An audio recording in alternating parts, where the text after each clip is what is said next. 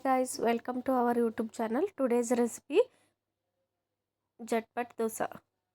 ಅದನ್ನು ಮಾಡಿಕೊಳ್ಳಲು ಬೇಕಾಗುವ ಸಾಮಗ್ರಿಗಳು: 1 ಕಪ್ ಕಡಲೆ ಹಿಟ್ಟು, 1 ಕಪ್ ಮೈದಾ ಹಿಟ್ಟು, ಅಜ್ವೇನು ಮತ್ತು ರುಚಿಗೆ ತಕ್ಕಷ್ಟು ಉಪ್ಪು. ಮೊದಲಿಗೆ ಒಂದು ಬೌಲಲ್ಲಿ 1 ಕಪ್ ಮೈದಾ ಹಿಟ್ಟನ್ನು ಹಾಕಿಕೊಂಡು, ಅದಾದ ನಂತರ ಅದಕ್ಕೆ 1 ಕಪ್ ಕಡಲೆ ಹಿಟ್ಟನ್ನು ಹಾಕಿಕೊಂಡು, ಅದಾದ ನಂತರ ಅಜ್ವೇನು ಮತ್ತು ರುಚಿಗೆ ತಕ್ಕಷ್ಟು ಉಪ್ಪನ್ನು ಹಾಕಿಕೊಂಡು